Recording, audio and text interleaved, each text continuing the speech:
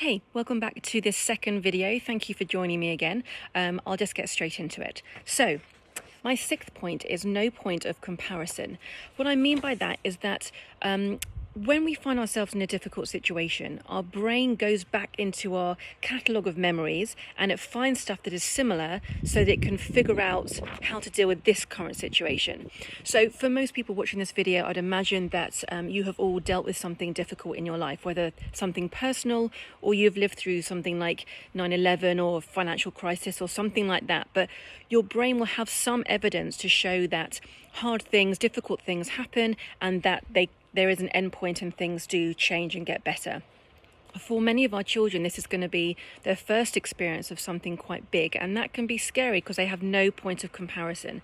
So I think just letting them know that we've been through difficult things and that they do pass can be really comforting, and to also let them know, of course, that we are with them as they go through this journey.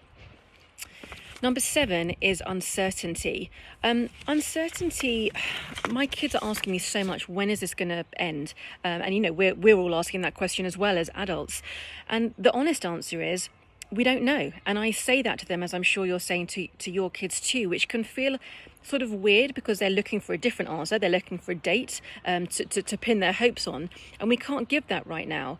But I think that's okay because, as I've spoken about on another video, one of the only certainties in life is uncertainty, and the more familiar we can get with that, the more comfortable we can get with that, the more present we can be. So when we're not resisting what is, we can just be in this moment, be really grounded and enjoy ourselves. And the other thing with uncertainty is it doesn't mean that it's negative stuff coming up. It can also be really positive stuff. Sometimes really positive stuff takes us by surprise. So letting them know that uncertainty is part of life, is part of the adventure, part of the journey, and getting familiar with that now is going to serve them well in the future.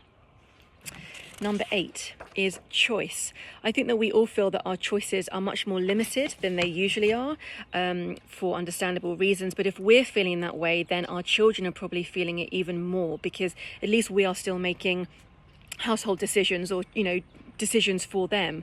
So anywhere that we can help them make their own choices, so they feel that they have some control in this situation, is probably going to be really helpful too. Whether that's picking out their clothes or what's for dinner. When we do like a little schedule in the mornings, my daughter designs it, so she chooses the fonts and the colours, and she does the design in the background. So anywhere that you can give them some choice is going to help them feel like they have some control over what's going on. Number 10 is to ease up. I spoke about this on my last video. We as parents are going to make mistakes.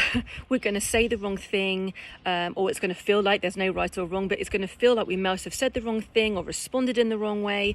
And that's kind of okay. This is also uncertain. And I know I'm here giving some ideas, but again, please watch my previous video. This isn't me saying I know the right things to do. This is just some ideas and some things that I have found helpful.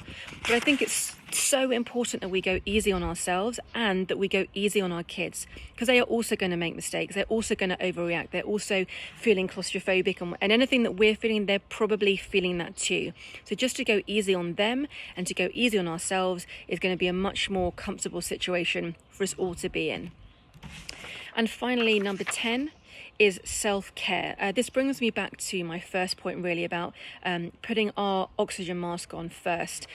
So important to find at least 5 minutes, at least once a day, every day, to do something that is giving us that opportunity to breathe and reboot. Something that we know, you know, is going to calm your stress response and just nourish you, is going to help calm you down, because one, that's going to help us, 2, will be better and calmer parents and more patient, and 3, it's a lovely example to set for our children that we are prioritizing ourselves. It's okay to do that, and we'll also give them permission that if during the day they need 5 minutes to go and just chill out and get away from their siblings or get away from us, then that's okay too. It's completely understandable, and that it really helps.